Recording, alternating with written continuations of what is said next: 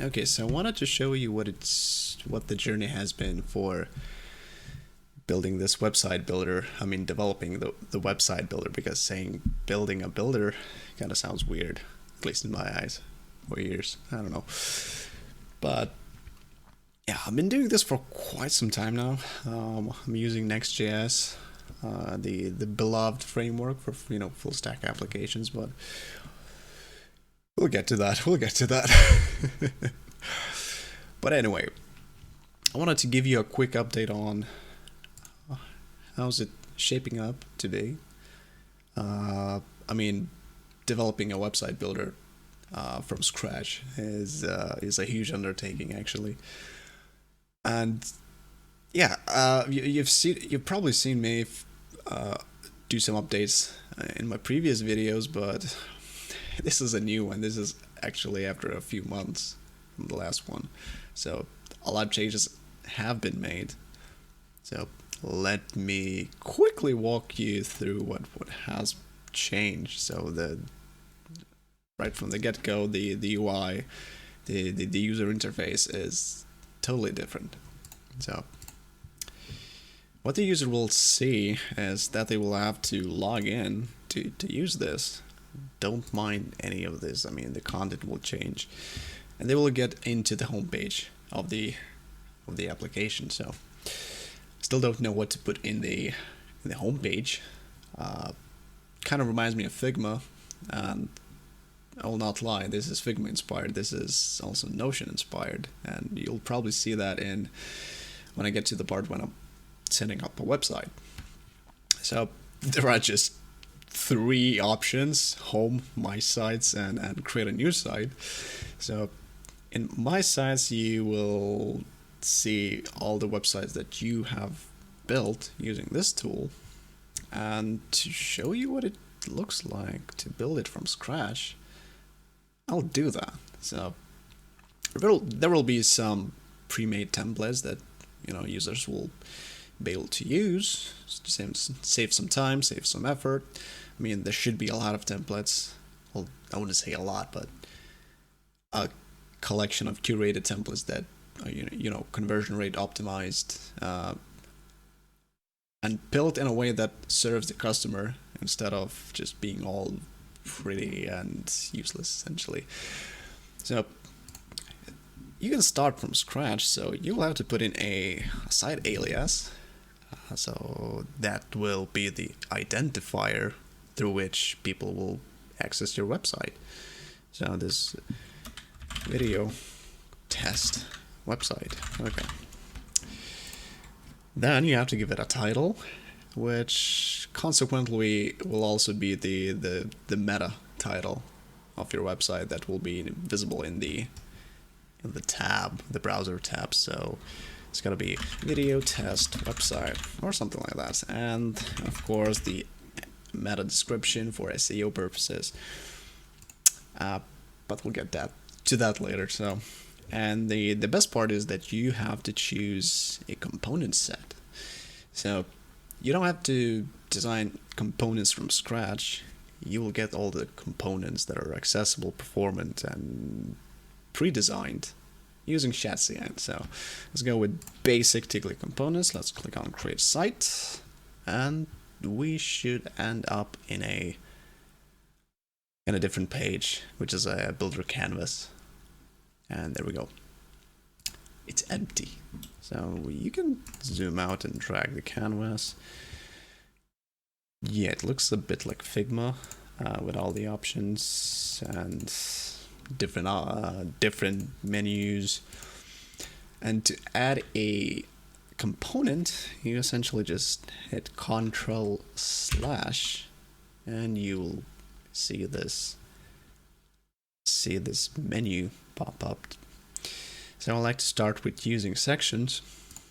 That's what we're gonna do.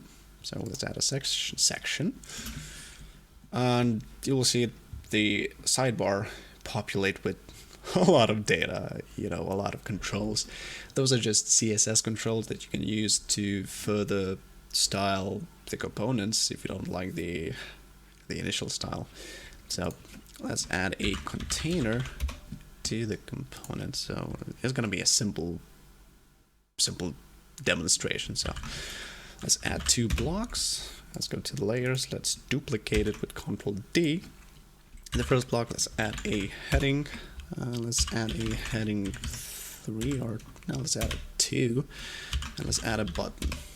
That should do it. In block 2, let's add an image.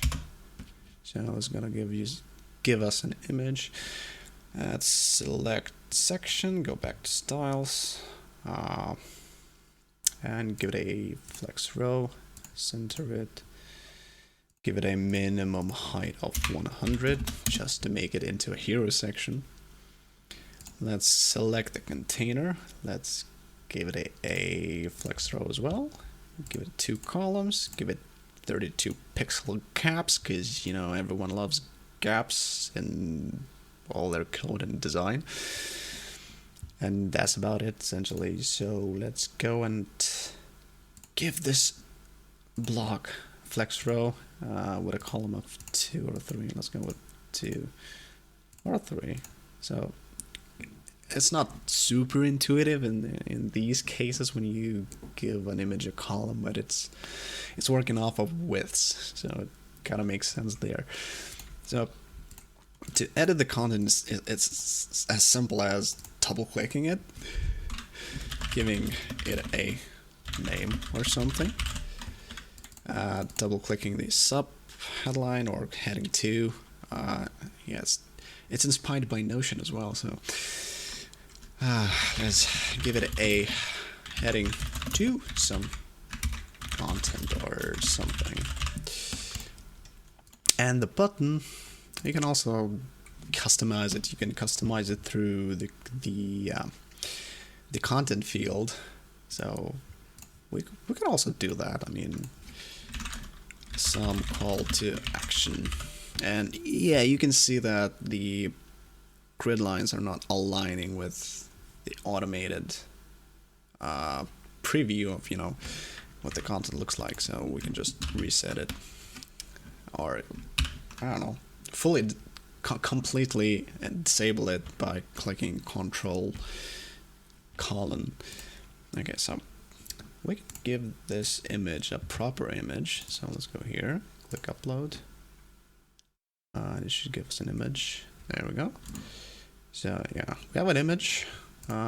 We can go ahead and click on the container, or yeah, let's go ahead and click on a container, and let's position it on the vertical axis at center. And there we go. We have a pretty simple hero section built using this new tool I've been developing for quite some time now, on and off, but yeah, using NextJS. But mostly I'm just using React. I still haven't leveraged a ton of NextJS features, but I will certainly do that in the near future once this thing rolls out. But I mean, it's a pretty simple tool. It's, at least for me, it's easy to use because I'm the developer. I know where everything is. So let's go ahead and give it a shadow, like a box shadow. And you can see that I'm basing my naming on just CSS properties. So if you know web development and you're a web designer, then this should feel pretty familiar, I would guess. So yeah, that's about it. That's how you create a hero section in less than a few minutes. That is a simple hero section, of course. But yeah, so you can save it as a draft, or you can hit the mighty button that says publish. Are you sure about that? So let's hit publish. And it says your site has been successfully published. So we have this little alias here in the corner. So let's take this, let's go to localhost 3001 and visit this website. And it should give us a, there we go, it should give us a full view of the website that we have just built. So for example, we want to change the font size to 96. Change this to 24 for some reason, or if you want to add a button, just duplicate it, give it some margin on the right, so let's say 24 pixels just to make it funny. I know. And you can hit save draft, you can refresh this website. Yeah, it'll give you back all the recent changes you made, and if you hit the publish website, it doesn't reflect those changes until you hit publish. And let's go back to the website, and there we go. So version control is happening in the background, but it's still not fully functional on the front end. So you will have to wait for that. I mean, it's an MVP, and I'm trying to roll this out with the most basic core features that I can. So you don't even see resizing and rotation, because those are not the things that I want to do at the moment. Well, you have those things in the height and width section. You can do that, but I'm not trying to implement those intricate functionalities just yet before it gets validated. So I may be shooting myself in the leg, in the foot, I mean, by not giving this thing out into the market, for testing and receiving feedback. But I can perfectly see myself using this tool to right now build simple, easy landing pages for whatever reason, whatever client you may have. And let's look at the code of the website. So it's pretty clean. I mean, it's semantically correct. You don't have a lot of nonsense. It just div sections. It's just plain HTML. But behind the scenes, of course, let's go to the section of the basic components.